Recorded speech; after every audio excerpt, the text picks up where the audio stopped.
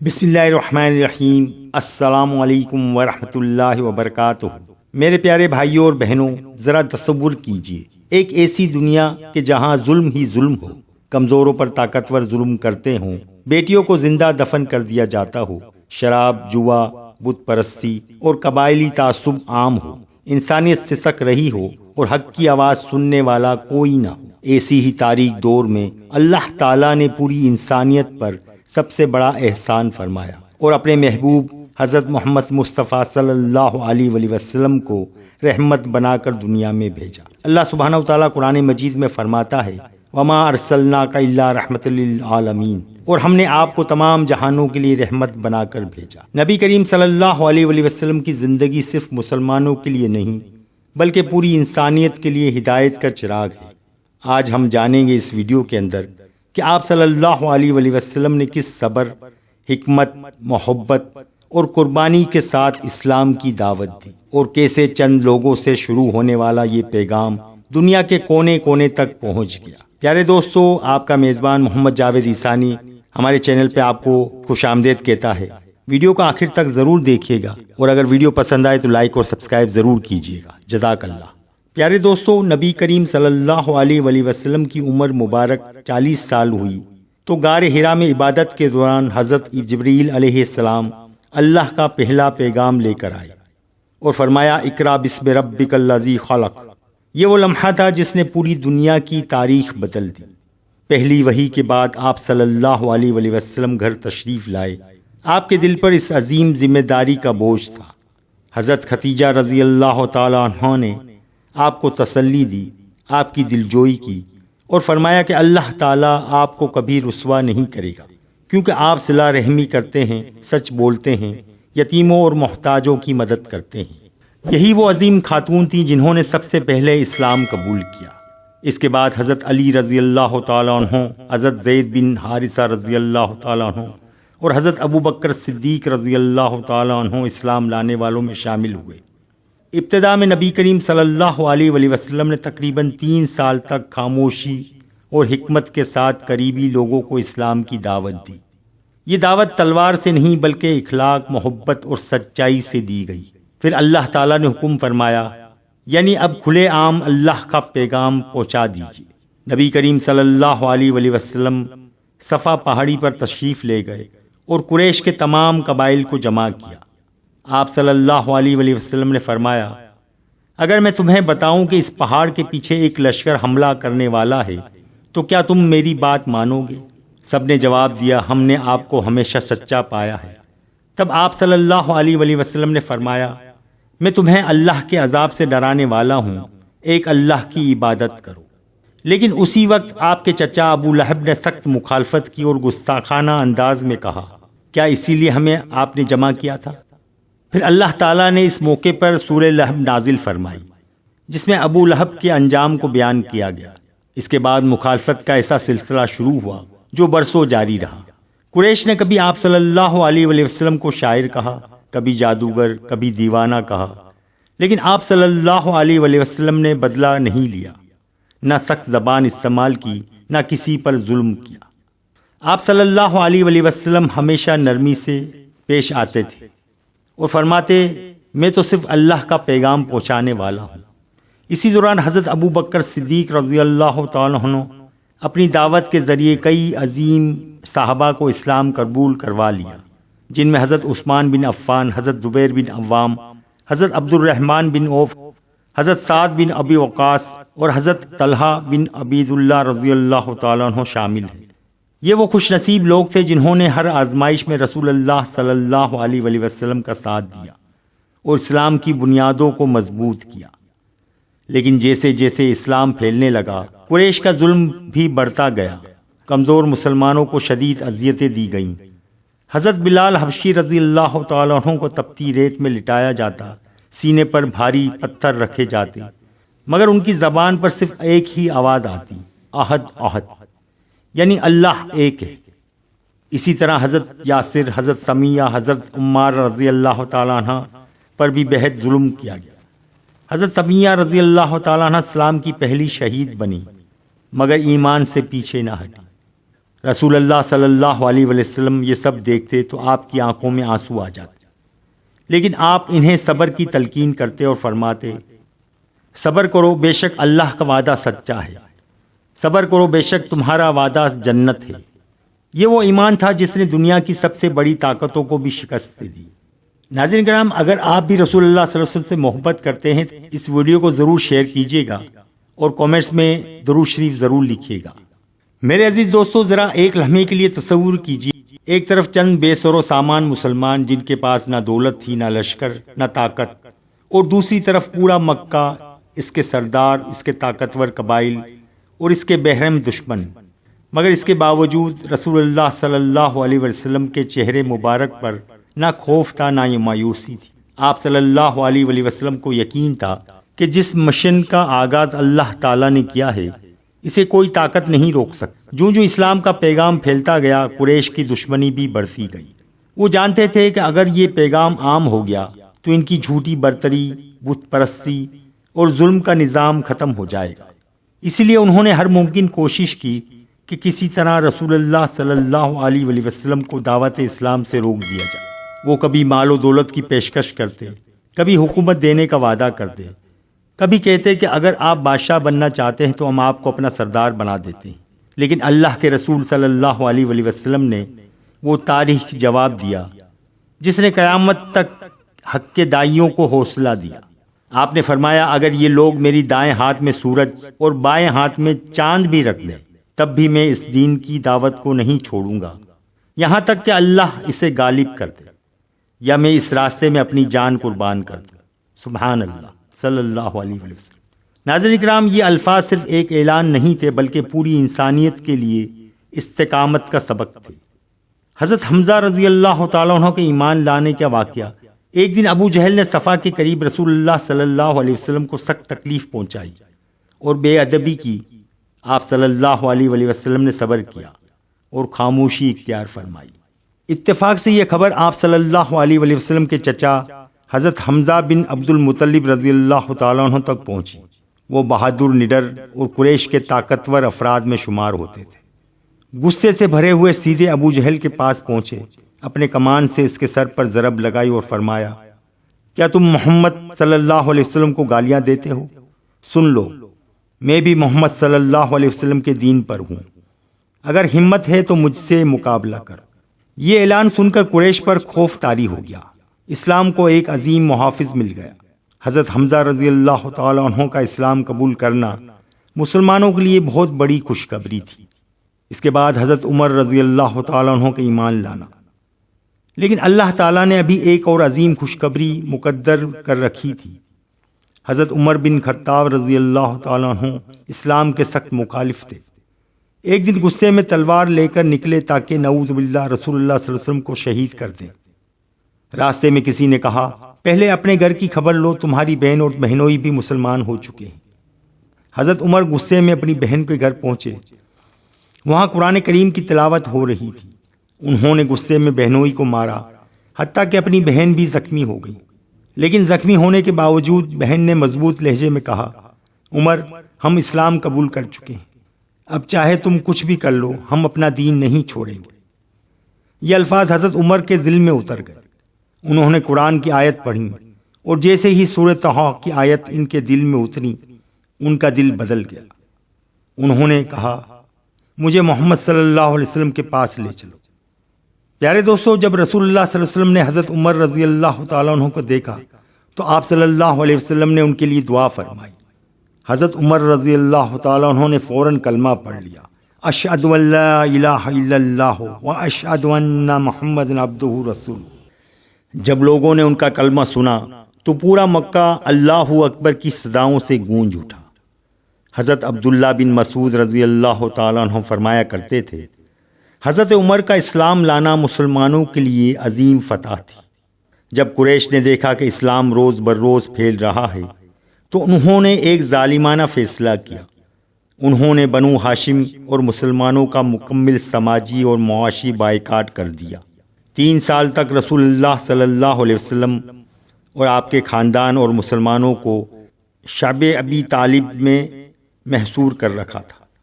نہ ان سے کوئی خرید و فروخت کرتا، نہ رشتہ کرتا، نہ کھانا پہنچاتا۔ بچوں کی بھوک سے رونے کی آوازیں رات بھر مکے میں سنائی دیتی تھیں۔ کئی دن تک صرف درختوں کے پتے کھا کر گزارا جاتے، کئی دن تک صرف درختوں کے پتے کھا کر گزارے جاتے، لیکن رسول اللہ صلی اللہ علیہ وسلم نے کبھی شکایت نہیں کی۔ آپ صلی اللہ علیہ وآلہ وسلم اپنے ساتھیوں کو ہمیشہ یہی فرماتے، اللہ کی مدد ضرور آئے گی، اور پھر وہی ہوا۔ اللہ تعالیٰ نے دیمک کو حکم دیا کہ اس نے قریش کے ظلم نامے کو چاٹ لیا، پھر اللہ کا نام باقی رہ گیا۔ جب وہ معاہدہ کھولا گیا تو سب حیران رہ گئے، اور یوں یہ ظالمانہ محاصرہ ختم ہوا۔ محاصرہ ختم ہونے کے کچھ عرصے کے بعد رسول اللہ صلی اللہ علیہ وسلم کی زندگی میں دو ایسے غم آئے جنہوں نے دل کو رنجیدہ کر دیا۔ سب سے پہلے حضرت خدیجہ رضی اللہ تعالیٰ عنہ کے وصال ہوا، جو ہر مشکل میں آپ صلی اللہ علیہ وسلم کا سہارا تھی۔ اس کے بعد آپ صلی اللہ علیہ وسلم کے چچا حضرت ابو طالب بھی دنیا سے رخصت ہو گئے، جنہوں نے اگرچہ اسلام قبول نہیں کیا لیکن ہمیشہ آپ صلی اللہ علیہ وسلم کی حفاظت کی۔ ان دونوں عظیم شخصیات کے انتقال کی وجہ سے اس سال کو عام الحزن یعنی غم کا سال کہا جاتا ہے۔ جب مکہ والوں نے دعوت قبول نہ کی تو رسول اللہ صلی اللہ علیہ وسلم امید لے کر طائف تشریف لے گئے۔ آپ صلی اللہ علیہ وسلم نے وہاں کے سرداروں کو اللہ کی طرف بلایا، لیکن انہوں نے نہ صرف انکار کیا بلکہ شہر کے آوارہ لڑکوں کو آپ صلی اللہ علیہ وسلم کے پیچھے لگا دیا۔ وہ بچے اور نوجوان پتھر مارتے تھے۔ آپ صلی اللہ علیہ وسلم کے مبارک پاؤں لہو لہان ہو گئے، جوتیاں خون سے بھر گئیں۔ زخموں میں چور ہو کر آپ صلی اللہ علیہ وسلم ایک باغ میں پہنچے۔ یہ وہ لمحہ تھا جب ایک فرشتہ حاضر ہوا اور عرض کیا، اگر آپ حکم دیں تو میں ان دونوں پہاڑوں کو ملا کر ان لوگوں کو ہلاک کر دوں۔ لیکن رحمت اللہ عالمین صلی اللہ علیہ وسلم نے فرمایا، نہیں، میں امید کرتا ہوں کہ اللہ ان کی نسلوں میں ایسے لوگ پیدا کرے گا جو صرف ایک اللہ کی عبادت کریں گے۔ جن لوگوں نے خون بہایا انہی کے لیے ہدایت کی دعا، یہی تو رحمت اللہ عالمین کی شان تھی۔ میرے عزیز ناظرین، اگر آج ہم اپنے نبی کریم صلی اللہ علیہ وسلم کی سیرت کو اپنی زندگی میں اپنا لیں تو ہمارے گھروں، معاشرے اور دلوں میں بھی رحمت، صبر اور محبت پیدا ہو سکتی ہے۔ پیارے دوستو، کبھی کبھی انسان کی زندگی میں ایسے لمحے آتے ہیں جب ہر طرف اندھیرا ہی اندھیرا محسوس ہوتا ہے۔ اپنے بھی ساتھ چھوڑ دیں، دشمن ہر طرف سے گھیر لیں، دل غم سے بھر جائے اور مستقبل دھندلا نظر آنے لگے۔ رسول اللہ صلی اللہ علیہ وسلم کی زندگی میں بھی ایک ایسا وقت آیا۔ حضرت خدیجہ رضی اللہ تعالیٰ کو وصال ہو چکا تھا۔ حضرت ابو طالب بھی دنیا سے رخصت ہو گئے۔ طائف والوں نے پتھر مار کر آپ صلی اللہ علیہ وسلم کو زخمی کر دیا۔ بظاہر حالات بہت سخت تھے، لیکن اللہ تعالیٰ اپنے محبوب بندوں کو کبھی تنہا نہیں چھوڑتا۔ ایک رات اللہ تعالیٰ نے اپنے محبوب صلی اللہ علیہ وسلم کو ایسا اعجاز عطا فرمایا جس کی مثال پوری تاریخ انسانیت میں نہیں ملتی۔ حضرت جبریل علیہ السلام تشریف لائے اور رسول اللہ صلی اللہ علیہ وسلم براق پر سوار کر کے مکہ سے بیت المقدس لے گئے۔ وہاں آپ صلی اللہ علیہ وآلہ وسلم پہ تمام انبیاء کرام علیہ السلام کی امامت فرمائی۔ یہ اس بات کا اعلان تھا کہ محمد صلی اللہ علیہ وسلم تمام انبیاء کرام کے سلسلے کے آخری نبی اور امام ہیں۔ اس کے بعد آسمانوں کا سفر شروع ہوا۔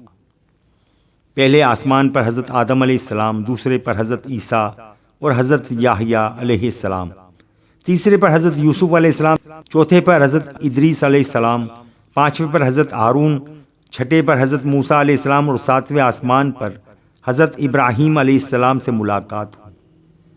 پھر وہ مقام آیا جہاں حضرت جبریل علیہ السلام بھی رک گئے۔ انہوں نے عرض کیا، یا رسول اللہ صلی اللہ علیہ وسلم، اگر میں ایک قدم بھی آگے بڑھا تو جل جاؤں گا، اب آگے صرف آپ ہی جا سکتے ہیں۔ ناظرین کرام، یہ وہ مقام تھا جہاں اللہ تعالیٰ نے اپنے محبوب صلی اللہ علیہ وسلم کو اپنی خاص قربت عطا فرمائی، اور اسی مبارک رات مسلمانوں کے لیے 5 وقت کی نماز فرض کی گئی۔ نماز صرف ایک عبادت نہیں بلکہ معراج کا تحفہ ہے۔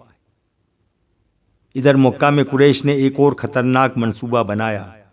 مختلف قبیلوں کے نوجوان ایک ساتھ حملہ کریں تاکہ رسول اللہ صلی اللہ علیہ وسلم کو شہید کر دیا جائے، لیکن دشمنوں کی تدبیر سے پہلے اللہ تعالیٰ کی تدبیر آ چکی تھی۔ اللہ سبحانہ و تعالیٰ نے اپنے محبوب صلی اللہ علیہ وسلم کو مدینہ ہجرت کا حکم دے دیا۔ اس رات رسول اللہ صلی اللہ علیہ وسلم نے حضرت علی رضی اللہ تعالیٰ عنہ کو اپنے بستر پر سونے کا حکم دیا تاکہ لوگوں کی امانتیں بھی واپس کی جا سکیں اور دشمنوں کا منصوبہ ناکام ہو جائے۔ پیارے دوستو، ذرا سوچئے، حضرت علی رضی اللہ تعالیٰ عنہ جانتے تھے کہ تلواریں چل سکتی ہیں، مگر پھر بھی حکم رسول صلی اللہ علیہ وسلم پر بلا جھجک بستر پر لیٹ گئے۔ یہ تھی آپ کی محبت رسول اللہ صلی اللہ علیہ وسلم۔ رسول اللہ صلی اللہ علیہ وسلم اور حضرت ابو بکر صدیق رضی اللہ تعالیٰ عنہ مکے سے نکلے اور غار سور میں پناہ لی۔ قریش کے لوگ تعقب کرتے ہوئے غار کے دہانے تک پہنچ گئے۔ حضرت ابو بکر صدیق رضی اللہ تعالیٰ عنہ نے عرض کیا، یا رسول اللہ، اگر ان میں سے کوئی اپنے قدموں کی طرف دیکھ لے یا ان کے نشان کی طرف دیکھ لے تو ہمیں دیکھ سکے گا اور ہم تک پہنچ جائے گا۔ اس موقع پر رسول اللہ صلی اللہ علیہ وسلم نے وہ تاریخی جملہ ارشاد فرمایا جو ہر پریشان دل کے لیے امید کا چراغ ہے، غم نہ کرو، بے شک اللہ ہمارے ساتھ ہے۔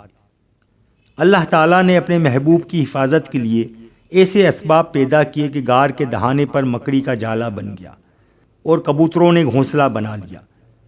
دشمنوں نے یہی سمجھا کہ اگر کوئی اندر گیا ہوتا تو یہ جالا اور گھونسلہ نہ ہوتا، وہ واپس لوٹ گئے۔ یہ واقعہ ہمیں سکھاتا ہے کہ جب انسان اللہ پر کامل بھروسہ کرتا ہے تو اللہ تعالیٰ وہاں سے مدد فرماتا ہے جہاں سے انسان سوچ بھی نہیں سکتا۔ آخرکار وہ مبارک لمحہ آ گیا جب رسول اللہ صلی اللہ علیہ وسلم مدینے پہنچے۔ مدینے کے لوگ روزانہ شہر سے باہر نکل کر انتظار کرتے کہ شاید آج ہمارے محبوب نبی صلی اللہ علیہ وسلم تشریف لے آئیں، اور پھر ایک دن خوشی کی وہ گھڑی آ گئی۔ ہر طرف خوشی کی لہر دوڑ گئی، بچے، بوڑھے، عورتیں سب محبت میں سرشار تھیں۔ مدینے کی گلیاں ایمان کے نور سے جگمگا اٹھی۔ ہر شخص یہی چاہتا تھا کہ رسول اللہ صلی اللہ علیہ وسلم اس کے گھر قیام فرمائے، لیکن آپ صلی اللہ علیہ وسلم نے فرمایا، میری اونٹنی کو چھوڑ دو، اسے اللہ کے حکم کے مطابق چلنے دو۔ اونٹنی چلتی رہی یہاں تک کہ ایک جگہ آ کر بیٹھ گئی۔ یہی جگہ بعد میں مسجد نبوی کی تعمیر کے لیے منتخب ہوئی۔ مسجد نبوی صرف ایک مسجد نہیں، ایک عظیم درسگاہ۔ رسول اللہ صلی اللہ علیہ وسلم نے خود اپنے مبارک ہاتھوں سے اینٹیں اٹھائیں، صحابہ نے بھی ساتھ کام کیا۔ یہ مسجد صرف نماز کی جگہ نہیں تھی، بلکہ یہی عدالت تھی، یہی درسگاہ تھی، یہی مشاورت کا مرکز تھا، اور یہی وہ مقام تھا جہاں سے پوری دنیا میں اسلام کی روشنی پھیلی۔ مدینے پہنچنے کے بعد رسول اللہ صلی اللہ علیہ وسلم نے مہاجروں اور انصار کے درمیان بھائی چارہ قائم فرمایا۔ انصار نے اپنے گھروں، باغات، تجارت اور مال کو اپنے مہاجر بھائیوں کے لیے پیش کر دیا۔ دنیا کی تاریخ میں ایسی مثال بہت کم ملتی ہے کہ لوگ اپنے بھائیوں کو اپنے مال میں برابر کا شریک بنا لیں، صرف اللہ اور اس کے رسول صلی اللہ علیہ وسلم کی محبت میں۔ یہی اخوت بعد میں اسلامی معاشرے کی مضبوط بنیاد بنی۔ میرے عزیز دوستو، رسول اللہ صلی اللہ علیہ وسلم کی ہجرت ہمیں یہ سبق دیتی ہے کہ اگر اللہ کی رضا کے لیے قربانی دی جائے تو اللہ تعالیٰ اس کا بہترین بدلہ عطا فرماتا ہے۔ مشکلات ہمیشہ نہیں رہتی، لیکن ایمان اور صبر انسان کو کامیابی تک ضرور پہنچاتے ہیں۔ پیارے بھائیوں اور بہنوں، اسلام کی دعوت اب مدینے میں مضبوط ہو چکی تھی، لیکن مکہ کے مشرکین ابھی بھی چین سے نہیں بیٹھتے تھے۔ وہ ہر وقت ہر قیمت پر اسلام کی نور کو بجھانا چاہتے تھے۔ دوسری طرف مسلمان تھے جنہیں اپنے گھروں سے نکالا گیا، ان کا مال چھین لیا گیا اور برسوں تک ظلم و ستم کا نشانہ بنایا گیا۔ اب وقت آ چکا تھا جب حق اور باطل پہلی بار میدان جنگ میں آمنے سامنے کھڑے ہونے والے تھے۔ غزوہ بدر کا ایمان کی سب سے بڑی آزمائش۔ رمضان المبارک کا مہینہ تھا، مسلمانوں کی تعداد صرف 313 تھی۔ ان کے پاس چند گھوڑے، چند اونٹ اور معمولی ہتھیار تھے۔ دوسری طرف قریش کا لشکر تقریباً 1000 افراد پر مشتمل تھا، بہترین اسلحہ، گھوڑے اور مکمل جنگی تیاری کے ساتھ۔ ظاہری اعتبار سے کامیابی کا کوئی امکان نظر نہیں آتا تھا، لیکن رسول اللہ صلی اللہ علیہ وسلم جانتے تھے کہ اصل طاقت تعداد یا ہتھیار نہیں بلکہ اللہ کی مدد ہے۔ اس رات آپ صلی اللہ علیہ وسلم اپنے رب کے حضور طویل دعا کی اور آپ صلی اللہ علیہ وسلم نے عاجزی سے عرض کیا، اے اللہ، اگر آج یہ چھوٹی سی جماعت ختم ہو گئی تو پھر زمین پر تیرا نام لینے والا کوئی نہ رہے گا۔ آپ صلی اللہ علیہ وسلم اتنی دیر تک دعا کرتے رہے، آپ کی چادر مبارک کندھوں سے گر گئی۔ حضرت ابو بکر صدیق رضی اللہ تعالیٰ عنہ نے چادر اٹھا کر آپ کے کندھوں پر رکھی اور عرض کیا، یا رسول اللہ، اللہ تعالیٰ اپنا وعدہ ضرور پورا فرمائے گا۔ یہ ایمان، یہ یقین، یہی مسلمانوں کی اصل طاقت تھی۔ جب جنگ شروع ہوئی تو اللہ تعالیٰ نے اپنے وعدے کے مطابق فرشتے نازل فرمائے۔ یہ جنگ بدر کا واقعہ ہے۔ قرآن مجید میں اللہ تعالیٰ فرماتا ہے کہ اس نے مسلمانوں کی مدد کے لیے فرشتے بھیجے تاکہ اہل ایمان کے دل مضبوط ہو جائیں۔ چند گھنٹوں میں جنگ کا نقشہ بدل گیا۔ قریش کے بڑے بڑے سردار مارے گئے اور مسلمانوں کو ایسی فتح نصیب ہوئی جس نے عرب کے قبائل کو حیران کر دیا۔ یہ صرف ایک جنگ کی کامیابی نہیں تھی، بلکہ یہ اعلان تھا کہ جب بندہ اللہ پر بھروسہ کرو جب بندہ اللہ پہ بھروسہ کرے تو کمزوری بھی طاقت بن جاتی ہے۔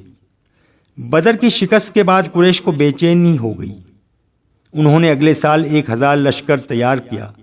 انہوں نے اگلے سال ایک بڑا لشکر تیار کیا اور مدینے پر حملہ کیا۔ رسول اللہ صلی اللہ علیہ وسلم نے احد کے دامن میں صف بندی فرمائی۔ آپ صلی اللہ علیہ وسلم نے 50 تیر اندازوں کو ایک پہاڑی پر کھڑا کر دیا اور واضح ہدایت دی، کسی بھی حال میں اپنی جگہ نہ چھوڑنا، خواہ ہمیں فتح ہو یا شکست۔ ابتدا میں مسلمان غالب آ گئے، قریش کے قدم اکھڑنے لگے اور وہ پیچھے ہٹنے لگے، لیکن کچھ تیر اندازوں نے یہ سمجھا کہ جنگ ختم ہو چکی ہے۔ وہ مال غنیمت جمع کرنے کے لیے اپنی جگہ سے نیچے اتر آئے۔ اسی لمحے دشمن نے پیچھے سے حملہ کر دیا۔ جنگ کا رخ اچانک بدل گیا۔ یہ واقعہ ہمیں سکھاتا ہے کہ اللہ اور اس کے رسول صلی اللہ علیہ وسلم کے حکم کی معمولی سی نافرمانی بھی بڑے نتائج پیدا کر سکتی ہے۔ رسول اللہ صلی اللہ علیہ وسلم زخمی ہو گئے۔ جنگ کے دوران دشمنوں نے رسول اللہ صلی اللہ علیہ وسلم کو نشانہ بنایا۔ آپ صلی اللہ علیہ وسلم کے مبارک چہرے پر زخم آئے۔ آپ کا خود مبارک ٹوٹ گیا، دانت مبارک شہید ہو گیا۔ آپ صلی اللہ علیہ وسلم کے چہرے انور سے خون بہنے لگا۔ صحابہ نے یہ منظر دیکھ کر بے اختیار رو پڑے۔ کسی نے عرض کیا، یا رسول اللہ، ان کے لیے بد دعا فرما دیجیے۔ لیکن رحمت اللہ عالمین نے فرمایا، میں لعنت کرنے کے لیے نہیں بلکہ رحمت بنا کر بھیجا گیا ہوں۔ اور آپ صلی اللہ علیہ وسلم نے اپنے زخمی ہاتھ اٹھا کر دعا کی، اے اللہ، میری قوم کو ہدایت دے کیونکہ یہ جانتے نہیں ہیں۔ پیارے دوستو، یہ وہ اخلاق ہیں جن کی مثال دنیا کی تاریخ میں ملنا مشکل ہے۔ اس جنگ میں رسول اللہ صلی اللہ علیہ وسلم کے محبوب چچا حضرت حمزہ بن عبد المطلب نے بے مثال بہادری دکھائی۔ وہ دشمن کی صفوں میں شیر کی طرح لڑ رہے تھے، لیکن ایک حبشی غلام وحشی نے دور سے نیزہ پھینکا جو حضرت حمزہ رضی اللہ تعالیٰ عنہ کو لگا اور وہ شہید ہو گئے۔ بعد ازاں حضرت حمزہ رضی اللہ تعالیٰ عنہ کے جسد مبارک کے ساتھ نہایت دردناک سلوک کیا گیا، جس سے رسول اللہ صلی اللہ علیہ وسلم کو شدید رنج پہنچا۔ جب آپ صلی اللہ علیہ وسلم نے اپنی محبوب چچا کو اس حالت میں دیکھا تو آپ کی آنکھوں سے آنسو جاری ہو گئے۔ آپ صلی اللہ علیہ وسلم نے فرمایا کہ حمزہ اللہ کے راستے میں عظیم مقام رکھنے والے شہید ہیں۔ حضرت حمزہ رضی اللہ تعالیٰ عنہ کی قربانی ہمیں یہ سکھاتی ہے کہ اللہ کی راہ میں دی گئی قربانی کبھی ضائع نہیں جاتی۔ اگرچہ اس جنگ میں مسلمانوں کو سخت آزمائش کا سامنا کرنا پڑا، لیکن یہ شکست نہیں تھی بلکہ ایک تربیت تھی۔ اللہ تعالیٰ نے مسلمانوں کو سکھایا کہ کامیابی صرف تعداد سے نہیں، اطاعت سے ملتی ہے۔ مشکل حالات میں بھی رسول اللہ صلی اللہ علیہ وسلم کا ساتھ نہیں چھوڑنا چاہیے۔ آزمائش ایمان کو مضبوط کرنے کے لیے آتی ہے۔ میرے عزیز ناظرین، سوچئے، جس نبی کریم صلی اللہ علیہ وسلم کے چہرے سے خون بہہ رہا تھا، وہ بھی اپنی امت کے لیے ہدایت کی دعا کر رہے تھے۔ کیا ہم نے کبھی ان کی سنت پر چلنے کا عزم کیا؟ کیا ہم نے کبھی ان کے اخلاق کو اپنی زندگی کا حصہ بنایا؟ اگر آپ کے دل میں بھی رسول اللہ صلی اللہ علیہ وسلم کی محبت ہے تو ابھی ایک مرتبہ درود شریف ضرور پڑھیے۔ تو ایک مرتبہ درود شریف پڑھیے اور کمنٹس میں لکھیے گا، جزاک اللہ۔ پیارے دوستو، کبھی کبھی زندگی میں ایسے فیصلے بھی آتے ہیں جو بظاہر نقصان نظر آتے ہیں، لیکن حقیقت میں وہی سب سے بڑی کامیابی کی بنیاد بنتے ہیں۔ رسول اللہ صلی اللہ علیہ وسلم کی زندگی میں بھی ایک ایسا ہی واقعہ پیش آیا جسے تاریخ صلح حدیبیہ کے نام سے یاد کرتی ہے۔ یہ صرف ایک معاہدہ نہیں تھا، بلکہ صبر، حکمت، اللہ پر یقین اور مستقبل کی عظیم فتح کا دروازہ تھا۔ 6 ہجری میں رسول اللہ صلی اللہ علیہ وسلم نے خواب دیکھا کہ آپ اپنے صحابہ کے ساتھ امن کے ساتھ عمرہ ادا کر رہے ہیں۔ آپ صلی اللہ علیہ وسلم تقریباً 1400 صحابہ کرام کے ساتھ مکہ کی طرف روانہ ہوئے۔ کسی کے ہاتھ میں جنگ کے ہتھیار نہیں تھے، صرف کس مسافر کی تلواریں تھیں، لیکن قریش نے راستے روک لیے۔ کئی دن مذاکرات ہوتے رہے، پھر ایک معاہدہ لکھا گیا، جس کے بعد شرائط صحابہ کرام کو بہت سخت محسوس ہوئی۔ جب معاہدے میں محمد رسول اللہ لکھا گیا تو قریش نے کہا، اگر ہم آپ کو رسول مانتے تو آپ سے لڑتے ہی کیوں؟ صرف محمد بن عبداللہ لکھیے۔ یہ سن کر صحابہ کرام کے دل تڑپ اٹھے۔ حضرت عمر رضی اللہ تعالیٰ نے عرض کیا، یا رسول اللہ، کیا آپ واقعی اللہ کے رسول نہیں ہیں؟ پھر ہم اتنی نرمی کیوں کریں؟ لیکن رسول اللہ صلی اللہ علیہ وسلم نے صبر، حکمت اور اللہ پر کامل بھروسے کا مظاہرہ فرمایا۔ آپ صلی اللہ علیہ وسلم جانتے تھے کہ اللہ کا وعدہ سچا ہے، چاہے راستہ کتنا ہی مشکل کیوں نہ لگے۔ کچھ ہی عرصے کے بعد اللہ تعالیٰ نے سورہ فتح نازل فرمائی اور اس معاہدے کو فتح مبین یعنی واضح فتح قرار دیا۔ وہی معاہدہ بعد میں اسلام کی تیزی سے پھیلنے کا سبب بنا۔ اس کے بعد فتح خیبر کا واقعہ۔ حدیبیہ کے مقام پر مسلمانوں کا رخ خیبر کی طرف ہوا، جہاں بعض قبائل مدینے کے خلاف سازشیں کر رہے تھے۔ خیبر کے مضبوط قلعے ناقابل تسخیر سمجھے جاتے تھے۔ ایک دن رسول اللہ صلی اللہ علیہ وسلم نے فرمایا، کل میں جھنڈا ایسے شخص کو دوں گا جس سے اللہ اور اس کے رسول محبت کرتے ہیں، اور وہ اللہ اور اس کے رسول سے محبت کرتا ہے۔ اللہ اس کے ہاتھوں فتح عطا فرمائے گا۔ صحابہ کرام پوری رات یہی سوچتے رہے کہ شاید یہ سعادت انہیں ملے گی۔ اگلی صبح رسول اللہ صلی اللہ علیہ وسلم نے حضرت علی بن ابن طالب رضی اللہ تعالیٰ عنہ کو بلایا۔ اس وقت حضرت علی رضی اللہ تعالیٰ عنہ کی آنکھوں میں تکلیف تھی۔ رسول اللہ صلی اللہ علیہ وسلم نے اپنے لعاب دہن ان کی آنکھوں میں لگایا اور اللہ کے حکم سے وہ فوراً صحت یاب ہو گئے۔ پھر جھنڈا حضرت علی رضی اللہ تعالیٰ عنہ کے ہاتھوں میں دیا گیا۔ اللہ تعالیٰ نے مسلمانوں کو عظیم فتح عطا فرمائی۔ اب وہ دن قریب آ رہا تھا جس کا برسوں سے انتظار تھا۔ 8 ہجری میں قریش نے حدیبیہ کا معاہدہ توڑ دیا۔ رسول اللہ صلی اللہ علیہ وسلم نے 10,000 صحابہ کے ساتھ مکہ کی طرف روانہ و پیش قدمی کی۔ یہ وہی مکہ تھا جہاں آپ صلی اللہ علیہ وسلم کو جھٹلایا گیا، جہاں آپ صلی اللہ علیہ وسلم پر کوڑا کرکٹ پھینکا گیا، جہاں آپ کا گلا گھونٹنے کی کوشش کی گئی، جہاں آپ صلی اللہ علیہ وسلم کی صحابہ کو ظلم کا نشانہ بنایا گیا، جہاں حضرت سمیہ کو شہید کیا گیا، جہاں حضرت بلال حبشی کو جلتی ہوئی ریت پر لٹایا گیا، جہاں آپ صلی اللہ علیہ وسلم کو اپنا گھر، اپنا وطن چھوڑنا پڑا۔ آج وہی مکہ آپ صلی اللہ علیہ وسلم کے سامنے تھا۔ صحابہ کے دلوں میں جذبہ تھا کہ آج برسوں کے ظلم کا حساب لیا جائے گا، لیکن رحمت عالم صلی اللہ علیہ وسلم کے دل میں انتقام نہیں بلکہ رحمت تھی۔ سر اقدس جھکا ہوا تھا۔ جب رسول اللہ صلی اللہ علیہ وسلم مکے میں داخل ہوئے تو فاتح بادشاہوں کی طرح تکبر سے نہیں بلکہ انتہائی عاجزی کے ساتھ روایت میں آتا ہے کہ آپ صلی اللہ علیہ وسلم کا مبارک سر اللہ کے شکر میں اتنا جھکا ہوا تھا کہ قریب تھا کہ اونٹنی کے گردن کو چھو لے۔ یہ منظر بتا رہا تھا کہ کامیابی انسان کی نہیں اللہ کی عطا ہوتی ہے۔ رسول اللہ صلی اللہ علیہ وسلم بیت اللہ میں داخل ہوئے۔ چاروں طرف بت ہی بت تھے۔ آپ صلی اللہ علیہ وسلم اپنے ہاتھ میں کمان یا لکڑی کے لیے ایک ایک بت کی طرف اشارہ کرتے جاتے اور قرآن کی ایک آیت پڑھتے۔ حق آ گیا اور باطل مٹ گیا، بے شک باطل مٹنے ہی والا تھا۔ بت ایک ایک کر کے گرتے گئے، شرک کے اندھیرے ختم ہو گئے اور توحید کا سورج پوری آب و تاب سے طلوع ہو گیا۔ اب قریش کے وہ سردار رسول اللہ صلی اللہ علیہ وسلم کے سامنے کھڑے تھے جنہوں نے برسوں ظلم کیا تھا۔ وہ کانپ رہے تھے، انہیں یقین تھا کہ آج ان کا انجام آ پہنچا ہے۔ رسول اللہ صلی اللہ علیہ وسلم نے ان سے پوچھا، تمہارا کیا خیال ہے، آج میں تمہارے ساتھ کیا سلوک کروں گا؟ انہوں نے کہا، آپ تو بہت کریم بھائی ہیں، کریم بھائی کے بیٹے ہیں۔ تب رحمت اللہ عالمین صلی اللہ علیہ وسلم نے وہ تاریخی الفاظ ارشاد فرمائے جنہوں نے دنیا کو معافی کا حقیقی مطلب سکھا دیا۔ آپ نے فرمایا، آج تم پر کوئی گرفت نہیں، جاؤ تم سب آزاد ہو۔ یہ الفاظ سنتے ہی بہت سے سخت دل نرم ہو گئے۔ جنہوں نے کل تلواریں اٹھائیں آج وہی اسلام قبول کر رہے تھے۔ میرے عزیز ناظرین، یہ ہے ہمارے نبی کریم صلی اللہ علیہ وسلم کی سیرت۔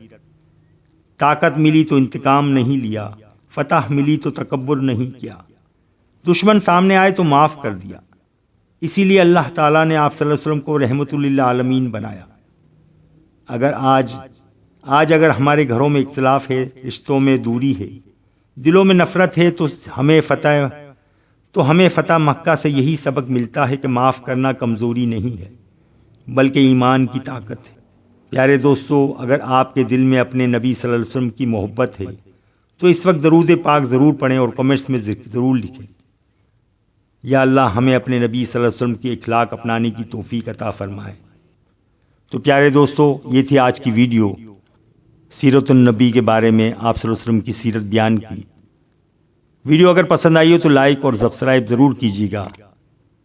اپنے میزبان جاوید عیسانی کو اجازت دیجیے، انشاءاللہ پھر ملیں گے نیکسٹ ویڈیو میں۔ اللہ حافظ۔